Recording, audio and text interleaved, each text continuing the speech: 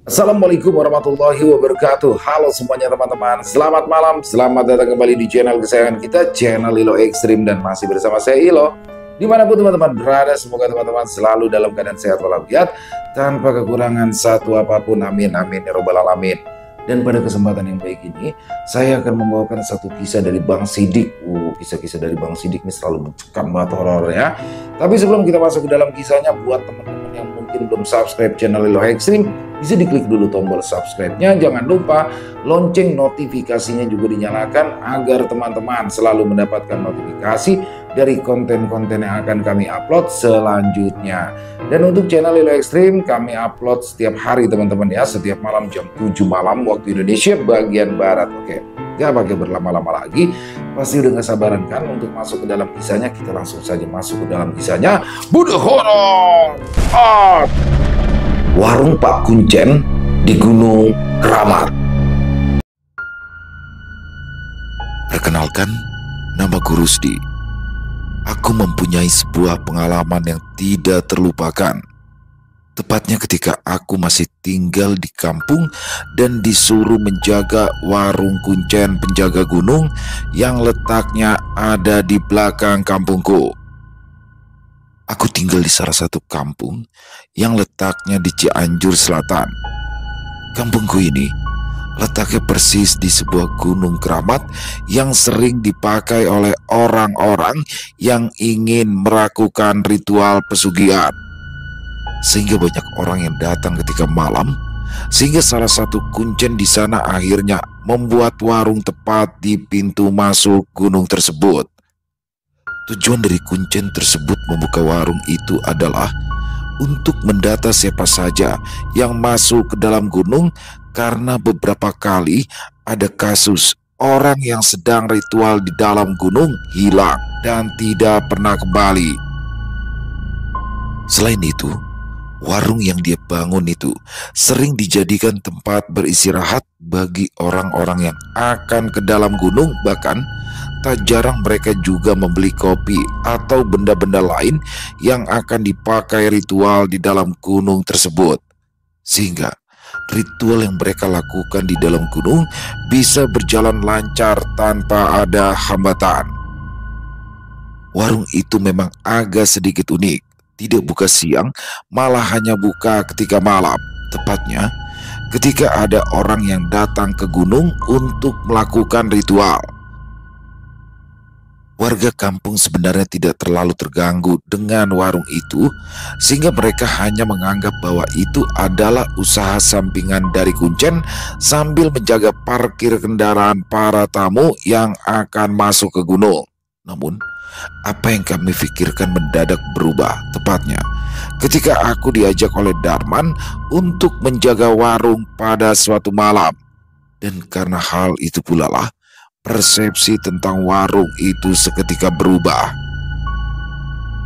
Aku ingat pada saat itu, aku yang masih menganggur karena kekeringan panjang yang menimpa kampung kami membuatku harus mencari pekerjaan selain buruh tani yang menjadi mata pencarianku. Pada awalnya, aku berencana untuk pergi ke kota Bandung untuk mencari pekerjaan. Mungkin menjadi kuli bangunan bisa menjadi salah satu cara agar aku bisa mendapatkan uang di sana. Tepat satu hari sebelum berangkat, aku tiba-tiba didatangi oleh Darman, temanku sekaligus sahabatku yang merupakan buruh tani sama sepertiku. "Bang Rus," panggil Darman yang memanggilku. Aku yang sedang duduk di depan rumah langsung menyapa balik dirinya. Darman yang menghampiriku langsung tersenyum dan duduk di dekatku. Tak lama kemudian ia menatapku dan berkata, "Kamu tahu nggak, ada mobil mewah yang ngelewatin kampung ini tadi?" Tanyanya dengan nada yang pelan. Aku mengangguk. Ya, aku memang melihat mobil mewah itu, dan nampaknya mobil itu bergerak ke arah gunung yang ada di belakang kampung. Darman semakin tersenyum. Dia berkata lagi padaku dengan nada yang pelan sambil melirik ke arahku secara perlahan, "Tadi saya didatangi sama Pak Kuncen. Katanya malam ini dia harus mengantar pemilik mobil itu ke gunung. Nah, karena dia bukan orang sembarangan. Jadi si Pak Kuncen mau gak mau harus nganterinnya. Makanya tadi dia ketemu sama aku dan memintaku untuk bantuin jaga warung. Soalnya takut ada apa-apa kalau warung ini ditinggalkan. Soalnya kan sudah beberapa minggu ini banyak yang datang untuk masuk ke dalam gunung, kata Darman. Jujur, aku kaget mendengar hal itu. Ya, aku memang tahu tentang warung yang ada di dekat gerbang gunung, tapi di sana adalah gunung yang dikeramatkan, dan Darman mengajakku untuk berjaga di warung itu semalaman. Bentar, Man. Bentar, potongku. Emangnya kamu gak takut jaga warung itu? Kan warung itu punya Pak Kuncen. Mana letaknya dekat sama gerbang gunung lagi. Ntar kalau ada yang aneh-aneh gimana? Tanyaku. Darman hanya tersenyum. Dia menatapku beberapa detik sebelum berkata kembali. Nah, itu dia. Karena aku juga takut kalau jaga sendirian, makanya aku ngajak kamu. Setidaknya kalau berdua kan gak akan takut lagi. Toh cuma jaga doang. Apalagi kan kamu orangnya berani. Dan Pak Kuncen mau bayar kita uang 300.000. Lumayan atau kalau dibagi dua. Kalau misalkan ada gangguan 1 atau 2 kali mah, bisa lah kita ngadepinya, kata Darman sambil tersenyum. Aku hanya terdiam. Memang itu tawaran yang menggiurkan, hanya menjaga warung itu semalaman sambil menunggu Pak Kuncen mengantarkan orang tersebut ritual ke gunung. Dan ketika pagi aku sudah mendapatkan 150.000. Memang warung itu berada dekat gunung yang dikeramatkan, dan nampaknya tidak semua orang mau menjaga warung itu, sehingga Darman datang ke tempatku. Jujur saja, aku sebenarnya tidak mau menjaga warung tersebut, tapi karena bayarannya yang lumayan, semua ketakutan akan warung itu coba ku tepis.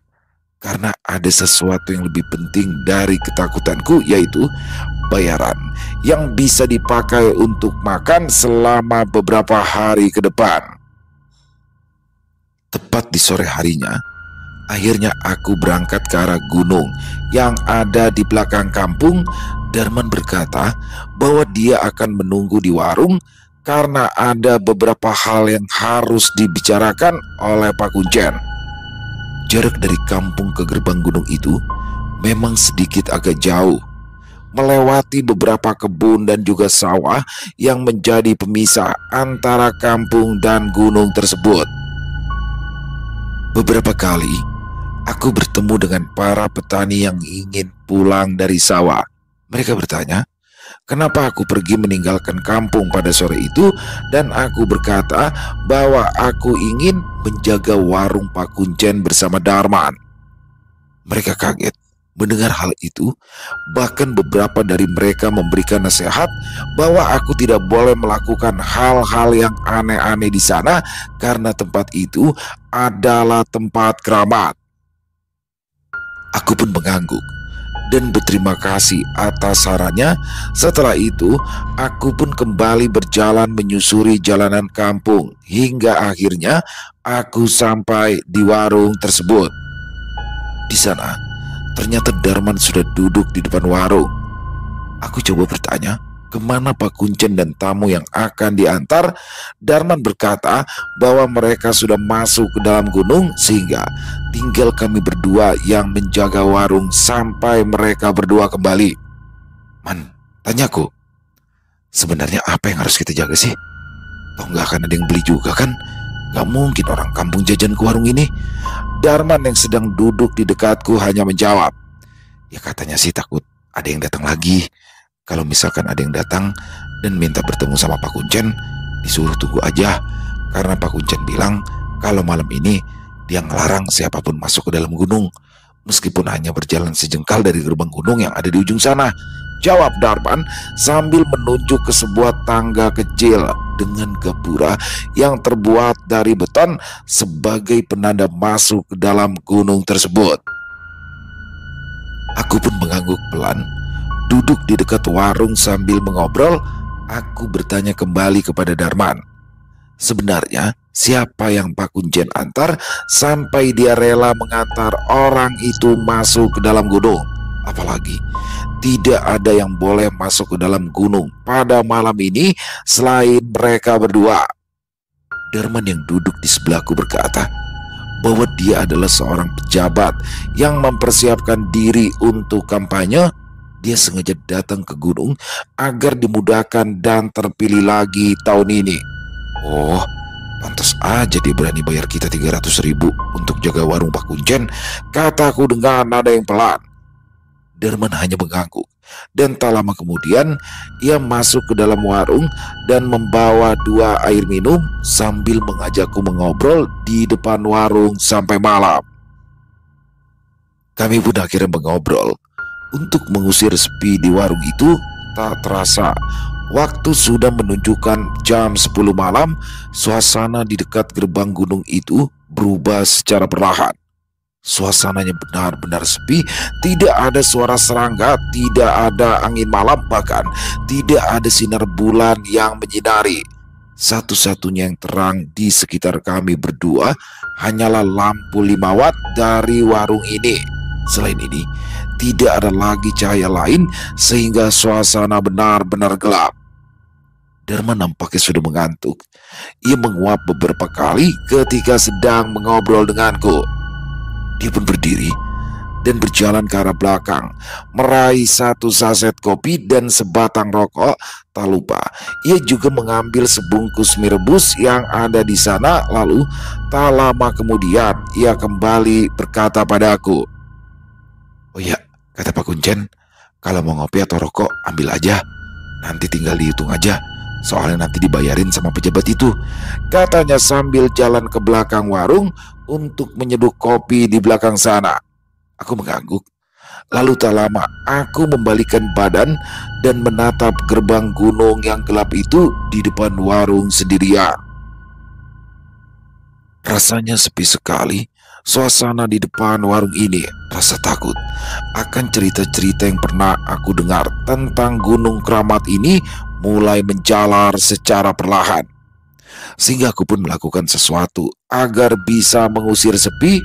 Aku menyalakan radio yang sengaja aku bawa dari rumah. Hitung-hitung, ini adalah hiburan untuk mengusir sepi di warung ini. Syukurlah siaran dangdutnya masih kedengeran, meskipun gak begitu jelas, kataku sambil memutar-mutar frekuensi agar suara radio itu terdengar jelas di depan warung. Suara dari musik dangdut itu menggema di warung, dan hal itu membuat suasana warung sedikit ramai sehingga aku tidak terlalu takut duduk di depan warung. Aku mencoba santai sambil menyalakan rokok yang aku bawa. Beberapa kali aku melirik ke belakang dan nampaknya Darman masih sibuk dengan air yang ia seduh di belakang sana. Namun, tepat ketika aku sedang menikmati lagu dangdut di radio itu, tiba-tiba aku mendengar sesuatu yang aneh, tepatnya dari arah semak-semak yang ada di balik gerbang gunung tak jauh dari warung itu. Krosak, krosak. Hal itu tentu saja membuatku langsung berdiri di depan warung. Aku melirik ke arah dinding warung dan mengambil senter yang menggantung di sana. Dengan rasa penasaran yang bercampur dengan rasa takut yang muncul secara perlahan, aku mulai mendekat. Aku berusaha memberanikan diri dan berpikir positif bahwa apa yang aku dengar itu adalah hewan liar yang mungkin saja tertarik dengan aroma mie rebus yang Darman buat di belakang sana. Tapi ketika aku mendekat ke arah gerbang gunung, suara itu terdengar kembali. Krosak. Hal itu tentu saja membuatku langsung menyinari pepohonan yang ada di dalam gerbang tersebut. Tepat ketika cahaya senterku menyinari pohon yang ada di sebelah kiri, tiba-tiba aku menemukan sesuatu yang aneh. Astaga, gumamku. Detak jantungku berdetak kencang pada saat itu. Aku seperti melihat bayangan anak kecil yang berada di sela-sela pepohonan yang lebat.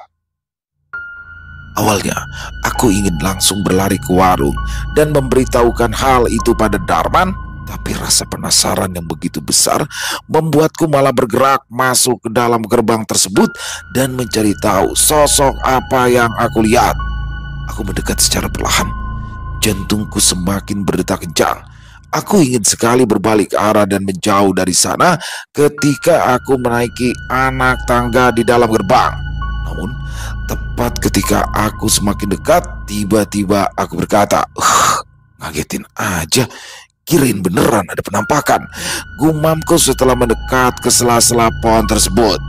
Ternyata itu adalah dahan pohon kecil yang menyembul dari balik pepohonan yang besar. Lalu selain itu ada satu daun yang bergerak secara perlahan, sehingga seperti orang yang sedang melambai-lambai dari kegelapan. Aku menggelengkan kepala, dan tak lama kemudian aku langsung kembali turun dan keluar sambil menggerutu karena aku menganggap bahwa itu adalah penampakan dari penghuni gunung. Otakku benar-benar kacau. Aku menjadi berhalusinasi karena apa yang aku lihat itu berada di gunung yang angker, sehingga wajar saja aku menganggapnya penampakan. Aku pun kembali duduk di depan warung. Di sana, nampaknya Darman masih belum selesai dengan apa yang sedang ia buat, sehingga aku kembali merokok dan mulai mendengarkan musik dangdut lagi di depan warung tersebut. Aku melamun sebentar. Pikiranku langsung melayang ketika nanti pagi tiba dan aku mendapatkan bayaran. Mungkin aku akan langsung membeli sesuatu agar aku bisa makan enak. Dan hal itu benar aku pikirkan selama aku berada di depan warung. Di tengah-tengah lamunanku, aku kembali mendengar sesuatu yang aneh di dalam gunung. Tapi kali ini bukan suara dari semak-semak hutan yang seperti aku dengar tadi. Sekarang aku mendengar beberapa orang yang sedang mengobrol di dalam gunung tersebut. Entah itu adalah Kuncen dan pejabat itu yang saling mengobrol, atau ada orang lain lagi di dalam gunung itu yang kembali pulang dari atas sana. Tapi bukan hanya itu saja yang mulai terdengar. Semakin lama aku mendengar obrolan mereka yang tidak terdengar jelas. Aku juga mendengar suara yang lain. Ya, suara gamelan yang terdengar pelan hingga ke warung. Suaranya yang lembut itu mengalahkan suara dari lagu dangdut yang keluar dari radio. Aku langsung berdiri dan melirik ke arah gerbang.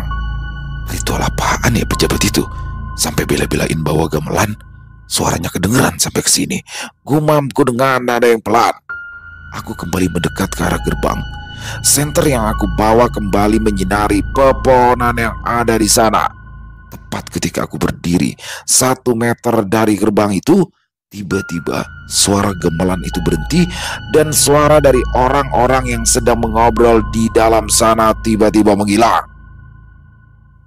Aku hanya bisa mengerutkan dahi dan memutuskan membalikkan badanku kembali dan berpikir bahwa itu adalah urusan mereka, sehingga aku tidak perlu penasaran. Tepat ketika aku membalikkan wajahku ke arah warung, tiba-tiba, "Goblok, Darman!" Ngagetin aja, teriakku yang melihat Darman berdiri tepat di belakangku dengan tatapan yang aneh. "Kamu ngapain berdiri di depan gerbang? Mau pesugihan ya? Udah, kita makan tahu resikonya. Mendingan duduk aja di sini. Jangan jauh-jauh dari warung, apalagi masuk ke dalam.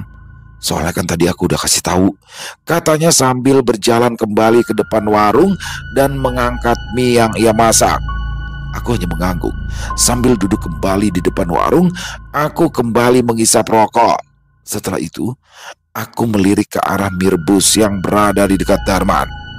"Kamu mah buatnya cuma 1, 2 tuh, aku juga mau," kataku sambil menunjuk ke arah mie rebus itu. "Iya, ntar dimasakin. Tanggung ini dimakan dulu lah," jawab Darman sambil mengangkat mangkoknya dan mulai memakan mie. "Man, kalau tadi si Kuncen masuk sama pejabat itu bawa gamelan gak? Soalnya tadi itu kedengeran suara gamelan dari dalam gunung. Terus denger juga ada yang lagi ngobrol di dalam sana." Darman langsung menggelengkan kepala sambil mengunyah mie yang ada di dalam mulutnya. Ia kembali berkata, "Mana ada suara mereka berdua kedengeran sampai di sini," jawab Darman sambil menyeruput kuah mie tersebut. "Emang tempat ritualnya itu teh jauh, gak deket, ya jadi gak mungkin kedengeran sampai ke warung. Tapi mana aku denger tadi kayak ada yang lagi ngobrol. Terus ada suara gamelan gitu dari dalam sana. Makanya aku deketin, kirain tempat ritualnya deket. Darman yang mendengar perkataan itu seketika langsung menatapku dengan tatapan aneh. Dia seperti melihat ada yang salah dengan apa yang aku katakan sehingga tubuhnya sedikit bergetar. Ah, Mang Rusdi mah jangan nakut-nakutin atuh. Udah tahu yang punya warung ini teh Kuncen. Gimana kalau jin peliharaan dia denger terus jahil sama kita, kata Darman yang mulai pucat setelah mendengar ucapanku. Serius ini Maman, aku denger sendiri. Makanya tadi aku deketin ke pintu masuk gunung, jawabku mencoba meyakinkan. Harus mana aku nakutin wae. Dah, mau mie rebus juga kan? Saya balik lagi ke dalam. Mendingan masak mie rebus daripada dengar suara aneh dari arah gunung, kata Darman sambil melangkahkan kakinya ke belakang warung. Aku hanya terdiam ketika Darman berjalan kembali ke belakang, dan sepertinya aku tidak terlalu ambil pusing atas apa yang tadi ku dengar. Karena aku tahu sendiri angkernya gunung ini. Bahkan untuk beberapa orang gunung ini dikeramatkan. Aku pun akhirnya ikut Darman masuk ke warung. Namun aku tidak ke belakang warung seperti Darman. Aku pergi untuk mengambil beberapa cemilan yang ada di warung itu, sedangkan Darman terlihat sedang memanaskan air untuk memasak mie. Aku mengambil beberapa makanan dan sebungkus rokok. Setelah itu, aku kembali lagi ke depan warung untuk duduk kembali di sana. Namun, alangkah kagetnya ketika aku membalikan badan ke depan warung, aku melihat sesuatu yang membuat tubuhku mendadak bergetar hebat. Aku tidak percaya atas apa yang aku lihat. Bahkan saking tidak percayanya, makanan dan rokok yang sedang aku pegang langsung terlempar. Tubuhku seketika mundur dan menabrak beberapa barang dagangan yang ada di belakangku. Brak! Tepat dari kursi depan warung, aku melihat sesosok anak kecil dengan tubuhnya yang berwarna putih dan telinga yang runcing muncul secara tiba-tiba. Dia muncul dan mengagetkanku. Ciluk, Mbak. Hal itu tentu saja membuat Darman yang sedang berada di belakang warung langsung menengok. Namun baru saja kepalanya melirik ke arah warung, tiba-tiba dia melihatku, langsung berdiri dan berlari ke arahnya. Aku benar-benar ketakutan. Aku tidak menyangka bahwa ada makhluk yang menyeramkan seperti itu tepat di depan warung. Aku berlari sekencang-kencangnya, bahkan menabrak beberapa makanan dan minuman yang ada di warung karena kaget. Brak! Aku langsung menabrak Darman yang ada di belakang. Aku yang ketakutan langsung mendorong tubuh Darman, dan kami berdua langsung masuk ke belakang warung dengan tubuh kami yang hampir terjatuh. "Adik kamu kenapa, Mang Rus? Sampai panik itu?" tanya Darman. Itu ada tuyul." Darman yang tidak mengerti atas apa yang aku katakan seperti penasaran. Bahkan dia berencana untuk pergi ke depan warung dan mencari tahu apa yang sebenarnya membuatku takut. Tapi tepat ketika kepalanya muncul dari balik pintu, dia benar-benar kaget karena sosok yang aku lihat ternyata ikut masuk ke dalam warung dan melompat dari dinding sebelah kiri ke dinding sebelah kanan. Baru kali ini aku melihat sesuatu yang mengerikan, apalagi ternyata sosok yang muncul di warung itu bukan hanya satu, banyak, dan mereka seperti melompat ke sana kemari di depan warung. Tuyul-tuyul itu mengambil beberapa permen dan menaruh uang berwarna biru dan merah di atas etalase. Kemudian mereka kembali berlari-lari di sekitaran warung, sehingga hal itu membuat suasana di depan warung benar-benar mencekam. Mereka saling mengejar satu sama lain layaknya beberapa anak yang sedang bermain dengan teman sebayanya. Wajah mereka sangat menyeramkan. Telinganya runcing, badannya putih bersih, membuat tubuhnya kontras dengan gelapnya malam. Aku dan Darman yang masih bersembunyi di belakang sana hanya bisa melihat apa yang mereka lakukan di depan warung. Ada sebuah pertanyaan yang muncul di kepalaku. Masa iya ada tuyul beli permen di warung? Tanyaku dengan nada bergetar. Bukannya tuyul ngambil uang ya, Man? Darman yang saat itu sedang ketakutan hanya bisa menggelengkan kepala. Dia seperti tidak peduli dengan apa yang aku tanyakan. Dia memilih diam dan tidak mengeluarkan suara karena dia takut jika tuyul itu akan masuk ke belakang pada saat itu. Mereka muncul selama 5 menit. Setelah mereka mengacak-acak warung dan membawa beberapa benda yang ditukar dengan beberapa lembar uang, akhirnya mereka menghilang secara perlahan dan suasana yang tadinya mencekam akhirnya kembali hening. Darman melirik ke arahku dengan wajahnya yang nampak ketakutan. Tuyul-tuyulnya sudah pergi sekarang. Tapi kok sekarang muncul bau gosong ya? Katanya dengan nada gemetar. Aku langsung terdiam ketika mendengar hal itu. Memang benar, setelah tuyul-tuyul itu menghilang, ada bau lain yang berbeda tepat di sekitar kami. Aku tahu bahwa sesuatu yang gosong ini berarti ada sesuatu yang muncul selain tuyul-tuyul itu. Bisa saja itu adalah pocong atau genderuwo yang mempunyai bau gosong seperti yang aku cium. Tapi tidak ada apapun di depan warung. Semuanya hening dan aku tidak bisa melihat bahwa ada sesuatu yang aneh di depan sana.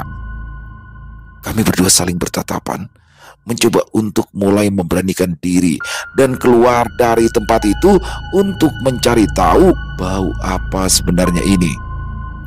Baunya kayak ada di sekitaran warung. Apa kita cek aja gitu ya? Tanyaku. Darman menggelengkan kepala, tapi ketika aku mencoba berdiri dan memberanikan diri, Darman ikut berdiri dan mengikutiku. Jujur, aku juga takut akan sesuatu yang mungkin tiba-tiba muncul di luar sana. Tapi aku juga harus memberanikan diri karena tidak mungkin aku terus-menerus bersembunyi. Aku berjalan secara perlahan dengan kedua mataku yang waspada. Bau gosong itu masih tercium, namun tidak ada apapun di luar sana. Bahkan ketika aku sampai keluar warung, bau gosong itu masih tercium. Dan ketika aku masuk kembali ke warung, bau itu kembali tercium dengan sangat jelas. Udah, biarin aja bau gosong ini ada. Selama dia nggak nampakin diri mah, lebih baik beresin dulu aja jajanan yang berantakan. Kalau ketahuan sama Pak Kuncen, nanti kita malah disuruh ganti, kataku sambil membawa makanan dan minuman yang berserakan di depan warung. Darman mengangguk. Ketika dia mendengar apa yang aku katakan, dia benar-benar ketakutan sebenarnya karena bau gosong itu masih tercium. Kamu bawa aja bekas makan mie rebus kamu dan bekas kopi di depan warung. Aku beresin di dalam warung biar semuanya rapi kembali, kataku. Darman kembali mengangguk. Wajahnya nampak ketakutan karena dia harus ke depan warung, tapi dia mencoba untuk memberanikan diri dan mulai membawa bekas mie rebus dan gelas kopi yang ada di depan sana. Sedangkan aku kini mulai membawa makanan dan merapikan uang yang tuyul itu berikan sebelum akhirnya aku kembali berjalan ke belakang untuk membuang jajanan yang kotor dari warung. Aku masih penasaran dengan bau gosong itu. Bahkan aku waspada karena bisa saja sosok yang mengeluarkan bau itu ada di belakang dan bukan di depan warung. Aku melangkah secara perlahan, memastikan bahwa apa yang aku pikirkan itu salah dan tepat. Ketika aku ke belakang sana, kedua mataku langsung terbelalak, wajahku mendadak pucat. Di saat yang bersamaan, Darman tiba-tiba lari dari depan warung. Dia langsung menabrakku yang berdiri dan menatap ke salah satu sudut yang ada di ruangan itu. Mang, kayak ada macan di depan gerbang masuk gunung, teriaknya dengan nada ketakutan. Apa yang dikatakan Darman langsung membuatku marah. Bagaimana tidak? Aku tidak peduli dengan apa yang dia lihat, tapi aku lebih peduli dengan apa yang aku lihat pada saat itu. Karena mau bagaimanapun, kami berdua kini ketakutan atas apa yang kami cium sampai saat ini. Kamu mah macan-macan. Lihat tuh, kamu itu dari tadi masak mie, tapi nggak dimatiin kompornya. Pantas aja dari tadi bau gosong, kataku emosi. Aku langsung berdiri ke arah Darman yang ketakutan. Lalu tak lama kemudian aku kembali berkata, nanti kalau kebakaran gimana? Bukannya dapat uang malah harus ganti, kataku sambil menggelengkan kepala. Aku pun langsung mendekat ke arah kompor itu dan langsung mematikannya dengan sedikit kesal. Aku langsung mengusap wajahku dan Darman hanya bisa melihatku dan juga panci yang gosong dengan tubuhnya yang bergetar. Aku langsung mengangkat tanganku. Lalu tak lama kemudian aku mengajaknya agar mendekat. Dengan langkah yang pelan dan tubuhnya yang gemetar, dia pun mendekat dan aku langsung menepuk pundaknya. Man, aku tahu bahwa sebenarnya apa yang kamu lihat itu benar. Toh aku juga melihat sesuatu yang aneh ketika ada di depan warung. Apalagi kita berdua sudah melihat makhluk-makhluk yang menyeramkan itu, dan hal itu membuat kita ketakutan. Tapi kataku menahan sambil melirik sedikit ke arah depan warung yang kini kembali sepi. Aku diam sebentar, menarik nafas dalam-dalam dan mencoba mengumpulkan sisa keberanian yang tersisa. Jujur, kalau kita terus ketakutan seperti ini, kita bakalan parno. Malah kita akan kabur dari warung ini. Dengarkan aku, Darman. Kita tahu bahwa jaga warung ini pasti ada resikonya. Dan resiko itu sudah kita alami, sehingga kita harus bertahan sampai kita selesai jaga warung ini. Ingat, daripada kita terus memelihara rasa takut, lebih baik kita ingat tujuan awal kita jaga warung ini. Kita harus bertahan, karena kita dibayar 300.000, dan setelah semuanya selesai, masing-masing dari kita dapat 150.000. Uang itu lebih dari cukup untuk makan selama beberapa hari ke depan. Dan yang kita lakukan adalah menghilangkan rasa takut kita dan bertahan sampai pagi, sampai Pak Kuncen kembali. Darman terdiam. Dia nampaknya merenungkan kata-kataku pada saat itu. Wajahnya yang tadi tegang kini perlahan menjadi tenang. Dia tahu bahwa apa yang aku katakan benar. Pejabat dan Kuncen itu membayar kami berdua sebanyak 300.000 karena tahu bahwa resikonya seperti ini. Dan uang itu harus menjadi alasan kami agar kami bisa bertahan. Ya, kamu benar, Mang, kata Darman setelah hening sejenak. Kita harus berani. Kalau kita takut, malah kita yang parno. Panci gosong dianggap pocong dan genderuwo. Aku tersenyum mendengar hal itu. Sambil menepuk pundaknya sekali lagi, aku pun berkata kembali padanya, "Nah, begitu dong. Kan kamu yang ngajak aku jaga warung ini. Jadi kita akan hadapi berdua dan jangan sampai jauh satu sama lain. Kalau misalkan ada yang datang, kita usahakan jangan kabur. Karena kalau kabur nanti bakal kayak si tuyul yang ngacak-ngacak dagangan warung." Darman kembali mengangguk pelan dan aku langsung membalikan badanku kembali sambil meraih panci yang kosong itu. Nah, sekarang kita rapikan dulu kekacauan ini. Lalu kita duduk lagi di depan warung dan nunjukin bahwa kita nggak takut sama mereka. Kami pun akhirnya mulai membereskan barang-barang yang ada di belakang. Panci gosong yang ada di tempat itu aku simpan di tempat cucian kotor. Begitu pula dengan bekas mie dan gelas kopi yang sempat aku minum beberapa waktu yang lalu. Kami merasa bahwa kami sedikit lebih siap dan tenang. Dengan keberanian yang sudah kami kumpulkan, kami pun kembali berjalan perlahan dari belakang warung untuk kembali ke depan. Namun, baru saja kami melangkahkan kaki kami melewati pintu pembatas antara belakang dan depan warung, langkah kami tiba-tiba berhenti seketika. Semua keberanian yang kami kumpulkan itu luntur dan ketakutan yang hilang tadi kembali muncul. "Kenapa jadi rame gini?" kata Darman dengan wajah yang pucat. Aku yang melihat pemandangan yang sama dengan Darman hanya bisa menggelengkan kepala. Bagaimana tidak, suasana di depan warung itu terasa dingin dan berat, seperti ada sesuatu yang menekan kami dari arah depan warung. Lalu, bukan hanya itu saja, suasana di depan sana lebih mencekam, bahkan jauh lebih mencekam daripada kemunculan tuyul-tuyul tadi. Di bangku depan yang tadi aku duduki, kini diduduki oleh sesosok wanita berambut panjang acak-acakan, memakai baju putih yang kusam dengan beberapa noda darah yang menempel di tubuhnya. Dia duduk membelakangi kami, namun karena duduknya itu membuat kami merinding. Bagaimana tidak, punggungnya bolong, dan di dalam bolongan itu banyak sekali belatung yang menggeliat-geliat di antara daging-daging yang busuk dan menghitam. Bukan hanya itu saja, aku bisa melihat sesuatu yang lain, sepasang kaki yang menggantung di genteng warung dengan baju berwarna merah. Dia seperti sedang mengayun-ayunkan kakinya pelan, dan terdengar ada suara bersenandung lirih. Di sudut yang lain, aku bisa melihat ada sesuatu yang berdiri dan melirik ke arah kami dari kejauhan. Tubuhnya dibungkus dengan kain kafan yang muncul dari ujung kepala hingga ujung kaki.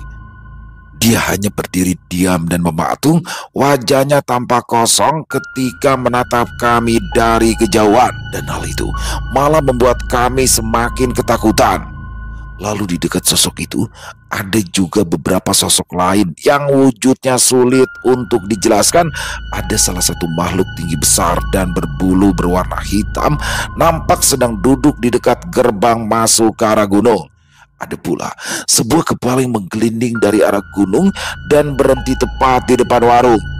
Warung Pak Kuncen yang tadinya tenang kini berubah menjadi sangat-sangat menyeramkan.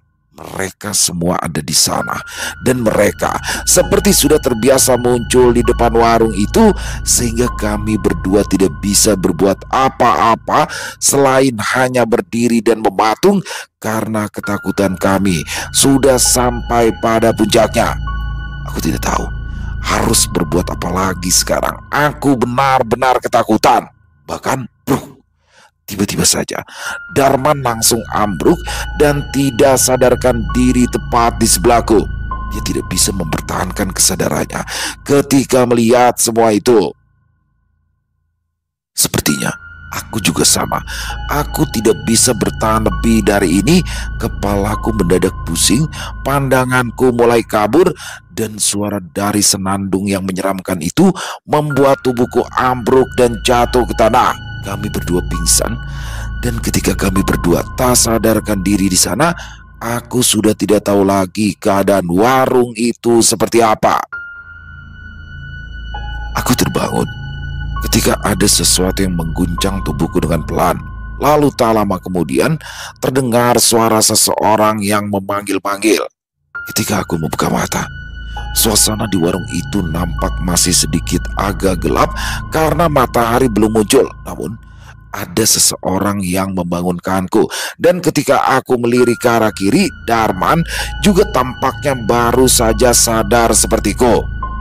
"Kenapa kalian kayak gini? Bangun kalian," katanya dengan nada yang tegas. Ternyata yang membangunkan kami berdua adalah Pak Kuncen. Aku pun langsung segera duduk, sedangkan Darman masih memegang kepalanya karena pusing atas apa yang terjadi sebelum kami tak sadarkan diri di warung ini. Pak Kuncen langsung berdiri di hadapan kami. Kedua tangannya terlipat di dada, dan tak lama kemudian dia berkata, "Untung dia sudah pulang duluan, dan aku baru nemuin kalian ketika dia sudah pulang dari tempat ini," katanya dengan nada yang tegas. "Kan sudah saya bilang, warung ini hanya perlu dijaga. Jangan melakukan hal yang aneh-aneh. Saya sudah pesan, jangan ada siapapun yang masuk ke dalam gunung." Matanya yang tajam itu langsung menatap lurus ke arah Darman. "Darman, kamu gak masukkan ke dalam gerbang? Tadi malam seperti apa yang aku pesankan?" tanyanya lagi. Darman dengan wajahnya yang masih linglung langsung menggelengkan kepala. "Tidak Pak, sumpah," jawabnya pelan. "Saya tidak melangkahkan kaki sedikit pun ngelewatin gunung itu." Jantungku seketika berdebar ketika mendengar perkataan dari Darman. Lalu tak lama mereka berdua menatapku. "Bang," tanyanya dengan nada yang pelan, "tadi malam kamu pas lagi jalan ke depan gerbang, kamu gak masuk ke dalam kan?" Aku hanya terdiam. Aku teringat kejadian saat aku penasaran dengan suara-suara aneh dan bayangan anak kecil yang ada di dalam sana. Aku memang sempat masuk ke dalam, tapi itu hanya beberapa langkah saja. Setelah itu aku kembali. Darman dan Pak Kuncen hanya menatapku. Lalu tak lama aku menjawab dengan nada yang ragu, Aku masuk, tapi cuma sebentar, gak lama. Cuma beberapa langkah doang. Setelah itu langsung balik ke warung, jawabku. Setelah mendengar hal itu, tiba-tiba Pak Kuncen menggelengkan kepala dan Darman langsung mengangkat tangannya kemudian menempelkan di kepala. Pantes aja, teriak Darman. Kan saya udah bilang, jangan sampai ada yang masuk ke dalam gunung, siapapun itu. Bukan hanya yang datang saja, kita juga jangan sampai masuk ke dalam, Mang. Jujur, aku benar-benar tidak tahu kalau apa yang dikatakan Darman berlaku untuk kami berdua juga. Aku berpikir bahwa hanya tamu yang datang ke warunglah yang tidak boleh masuk ke gunung karena nantinya akan mengganggu ritual yang ada di dalam sana. Apalagi yang masuk adalah seorang pejabat yang tidak mau diganggu oleh orang lain. Pak Kuncen hanya menghela nafas panjang, raut wajahnya yang tadi marah kini bercampur dengan rasa lelah dan duduk di kursi kecil yang ada di dekat kami berdua. Dengar kalian berdua, katanya dengan nada yang lebih tenang. Sebenarnya, sebelum saya pergi, kalian aman di warung ini apabila kamu tidak masuk ke dalam, karena saya sudah memasang pagar gaib di dekat gerbang. Tujuannya adalah agar mereka menganggap bahwa warung ini tutup dan mereka tidak akan datang ke warung ini untuk mengganggu kalian. Aku dan Darman hanya bisa saling pandang dan tidak mengerti atas apa yang dia katakan. Tak lama kemudian, Pak Kuncen melanjutkan penjelasannya. Warung ini saya buat bukan hanya untuk para pengunjung gunung, tapi sebenarnya ada juga hal lain yang harus saya lakukan, yaitu melayani para penghuni gunung. Sebagai kuncen di tempat ini dan sudah menjadi tugasku untuk melayani mereka ketika mereka datang ke warung. Pak Kuncen langsung menatapku. Ketika tadi kamu masuk, meskipun cuma sejengkal, pagar gaib yang saya buat hilang dan mereka mengira warung ini buka sehingga mereka datang untuk dilayani. Jadi wajar saja kalau kalian diteror karena kamu sudah melanggar hal yang sudah dipesankan Darman, meskipun secara tidak sengaja. Aku hanya bisa menduduk dan merasa bersalah meskipun setelah itu kami akhirnya diperbolehkan pulang dan kami dibayar sesuai dengan bayaran yang seharusnya. Namun, persepsi tentang warung itu seketika berubah. Warung yang kami sangka dibuat hanya untuk tempat istirahat para manusia yang akan ritual ke gunung, ternyata kenyataannya sangat berbeda dari yang kami ketahui, dan itu adalah pengalaman yang benar-benar menyeramkan dan cukup sekali aku merasakannya. Selesai. Oh, luar biasa. Widih, ngeri banget ya warung keramat. Warungnya Pak Kuncen di Gunung Keramat.